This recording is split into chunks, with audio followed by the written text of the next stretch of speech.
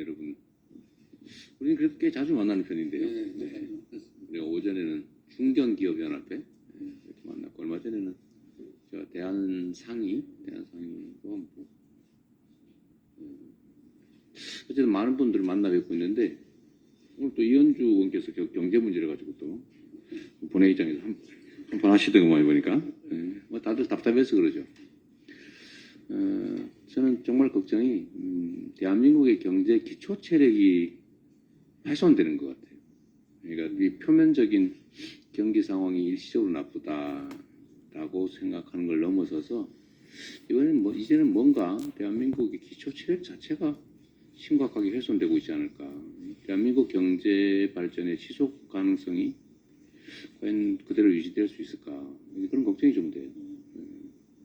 최근에 그 자본시장, 주식시장 문제도 현상적인 그 분석도 넣지만 근본적으로 대한민국 경제 산업의 미래가 불안해진 것에 따른 게 제일 크지 않을까 싶습니다. 그리고 이 경제 정책, 시장과 정부의 관계라고 하는 게 참 그 오묘한 관계인데 거의 부부 관계 비슷하지 않습니까? 너무 과해도 안 되고 너무 부족해도 안 되고 적절하게 서로 의지하면서도 또 서로 견제하는 관계.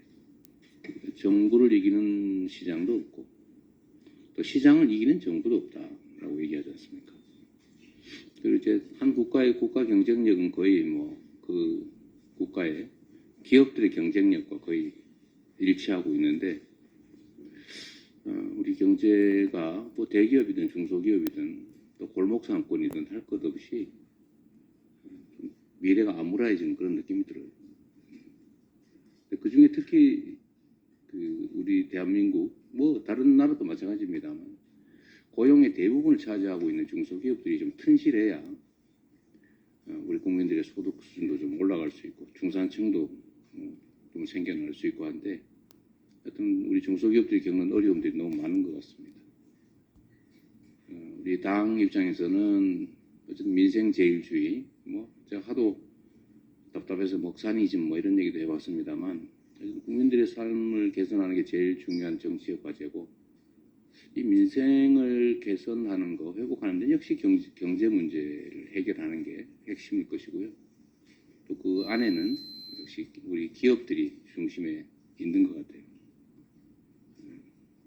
근데 저희는 이제 야당이다 집행권은 없다 보니까 저희도 하고 싶은 일들이 많긴 하지만 매우 제한적이긴 합니다. 그런데 불구하고 또 일정 정도의 입법 권한이 있기 때문에 우리 중소기업연합회 우리 대한민국의 대부분을 차지하는 우리 중소기업들이 어떤 어려움에 처해 있는지 평시에도 충분히 소통하려고 노력합니다만 오늘도 많은 좋은 말씀 주시기 바랍니다.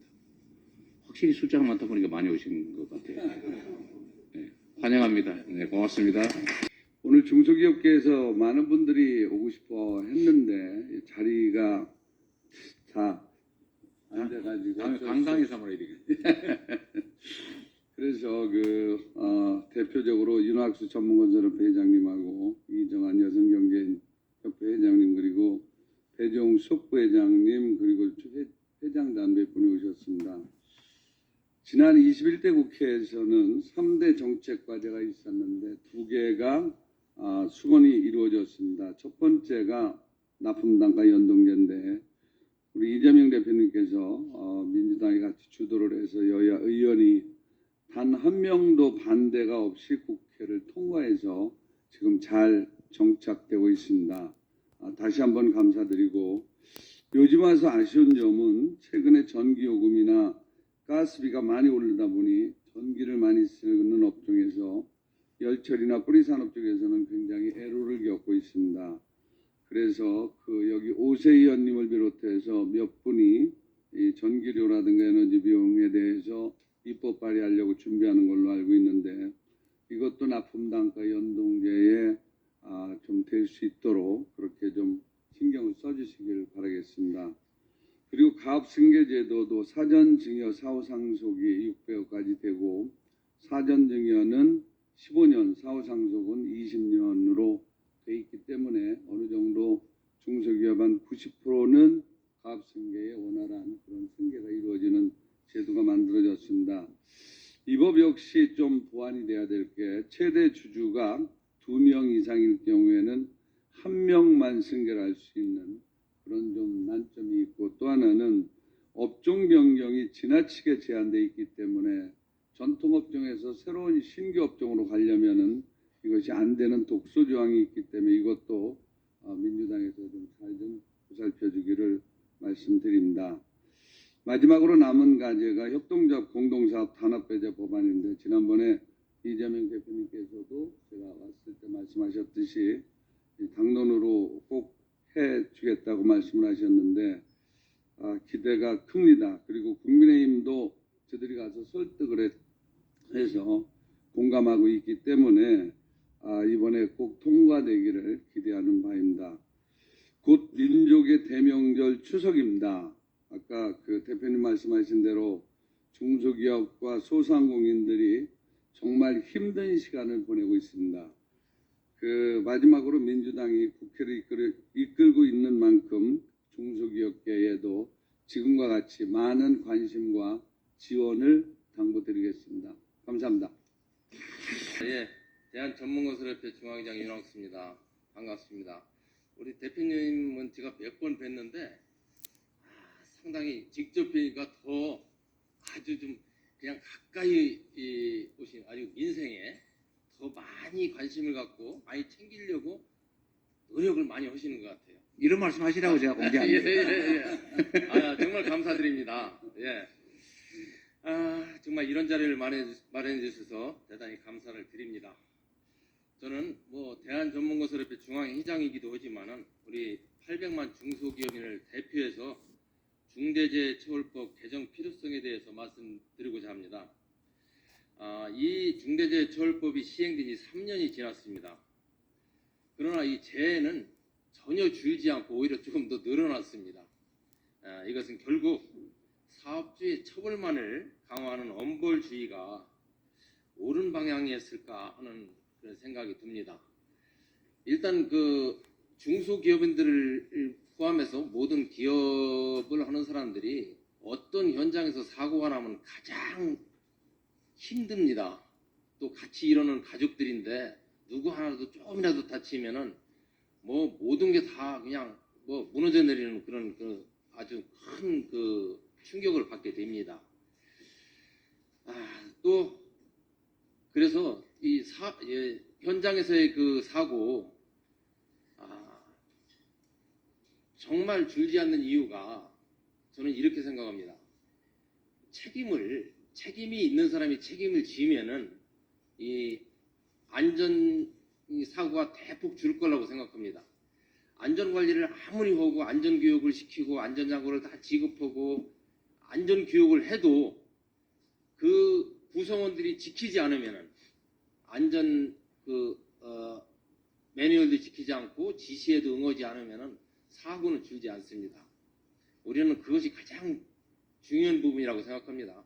같이 지키려고 노력을 해야 되는데 사업주가 현장에 항상 있는 게 아니잖아요. 사업주가 저희 건설만 해도 현장이 여러 군데인데 이 대표이사가 현장에 나가 있지는 않습니다.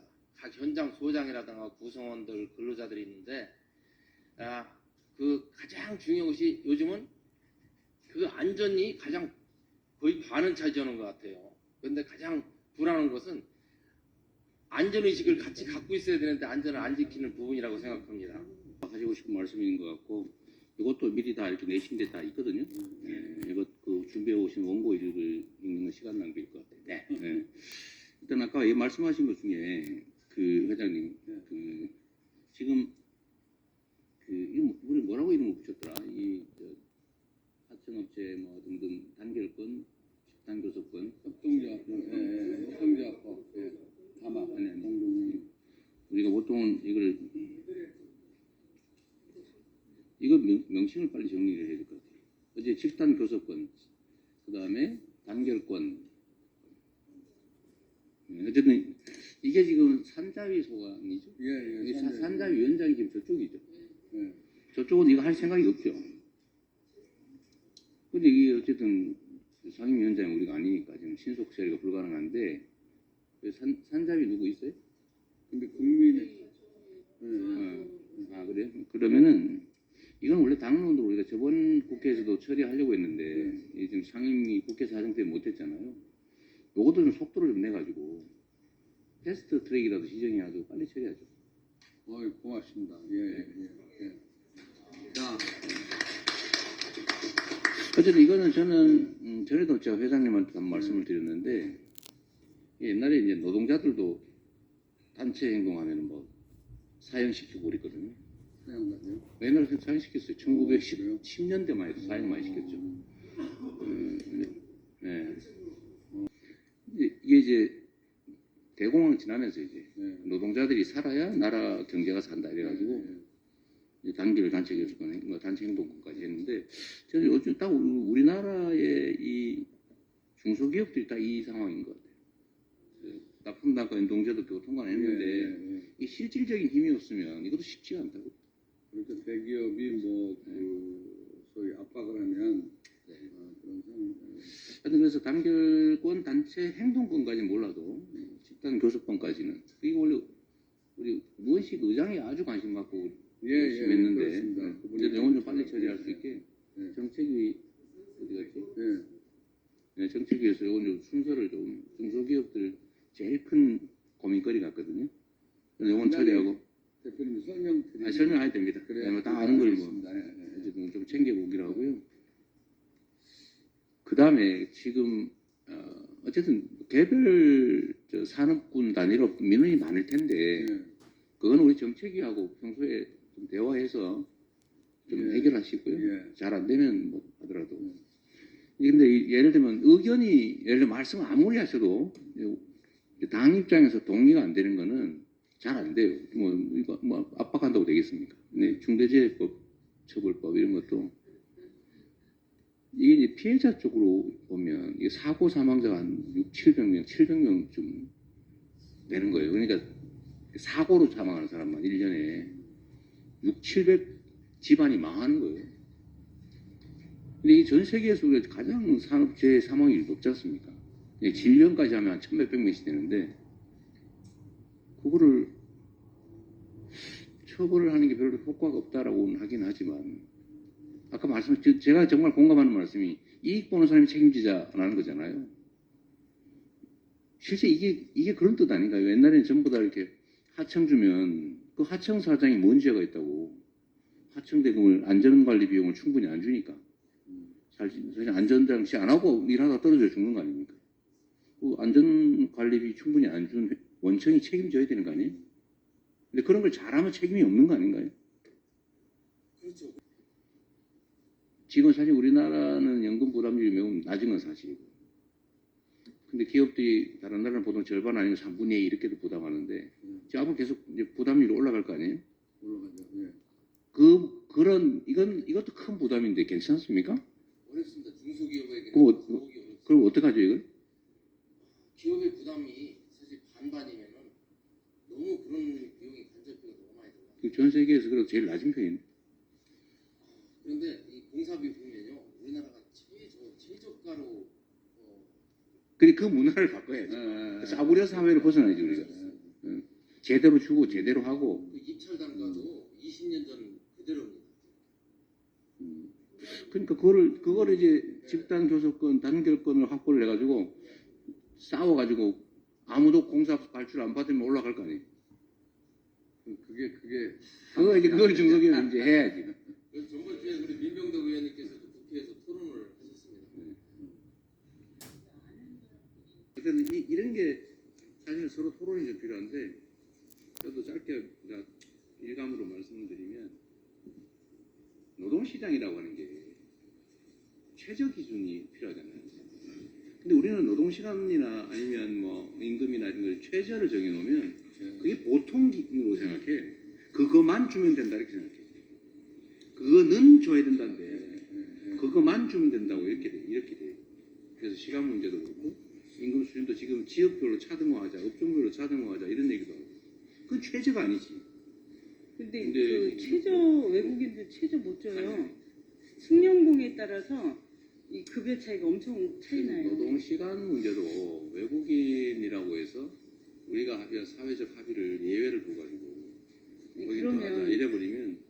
있지 않을까 하는 일단 그런 일감이 들어요. 왜냐하면 이게 다른 노동자들이 쉽게 동의하기 어렵겠죠.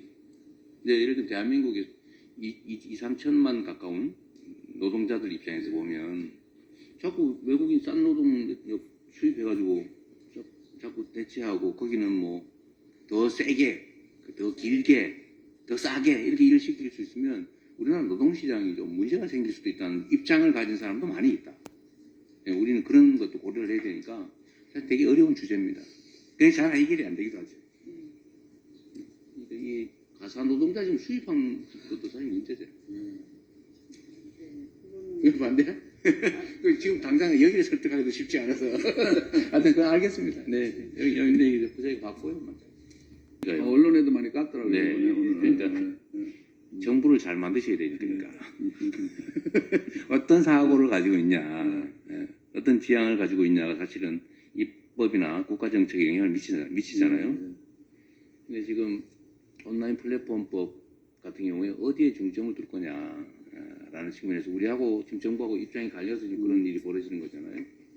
그래서 최근에 티머의 이민부 사태를 보면서 이게 그렇죠. 제가 사업을 잘못해서가 아니라 이게 거래를 잘못 업체를 잘못 만나면 이게 망할 수도 있겠고 불안하죠. 네, 그런 생각을 좀 했습니다. 어쨌든 저희도 뭐 입법 보완은 열심히 하고 있고요. 뭐 그건 당연히 해야 될 일입니다. 예, 유통법에 보면은 60일 이내에 결제하면 된다라고 돼 있는데 지금 그걸 하도 중소기업들이 그 백화점이라든가 그런 데는 난리를 쳐가지고 한 달에 2번 결제합니다. 15일마다. 네. 그렇기 때문에 돈을 빨리빨리 회수하는 거지. 사실 중소기업 제품을 가지고 그 사람들이 판 돈을 가지고 있는 돈 자기네들이 갖고 노는 거거든요. 금융이 오늘 팔아서 오늘 팔아줘야 되는 건데 수수료 띄고 2달 동안 하면은 그게 몇천 원이 되잖아요. 그러니까 그걸 유용하다가 저런 사고가 난 거죠. 사실. 맞아요. 냉정히 따지면. 그렇죠. 남의 돈 남의 돈 쓰는 거지. 예, 그러니까 결론적으로 지금 얘기대로 60일 하니까 온라인 쪽에서는 룰루랄라 해가지고 그런 네. 부분들이 상황이 난 건데 이제 뭐 이 부분에 대한 사항인지 못 고르겠죠. 앞으로는 이제 다 국민이 알았으니까. 그래서 네, 알겠습니다. 그런 맹점 얘기하는 것 네, 같습니다. 그건 뭐 저희도 개선하도록 노력할 거고요. 네. 근데 어쨌든 협의를 해보면 여당하고 얘기는 좀 잘 안 돼서 네. 어쨌든 가급적이면 우리 민주당이 위원장인 상임위 현안들은 좀 빨리빨리 될 거고 네. 아닌 쪽은 잘 안 될 거예요. 아마. 그래서 좀 참고 저쪽도 좀 설득을 하시고 그렇게 하시고요. 아까 말씀하신 것 중에 전기료 얘기 있잖아요. 전기료. 어떻게 하자는 거예요? 전기료가 납품 단가에 안 들어가 있습니다. 연동제 항목에 넣어라. 문자재에 들어가야 되는데 안 들어가 있는데 우리 오세 의원님이 잘 아니까 이제 발의를 좀 준비하고 있거든요. 발의가 문제가 아니라 예. 정부 그게 입법 사항은 아닐 것 같은데. 입법상입니다. 예. 원가 항목을 예, 원가목에 들어가야죠. 전기료하고 운반비 뭐 이런 게 들어가요. 전기료 앞으로도 계속 오를 가능성이 많은데 빨리 넣어야 되겠네요. 네, 알겠습니다. 그럼 됐고 예, 이건 뭐 정책위에서 좀 챙겨보시면 될 것 같고요. 예. 뭐 중소기업만 특별히 혜택 주자 그런 건 아니고 네, 알겠습니다. 납품단과 연동제로 이런 건 합리적인 거니까 빨리 해야지. 네, 그러겠습니다. 네, 또 예.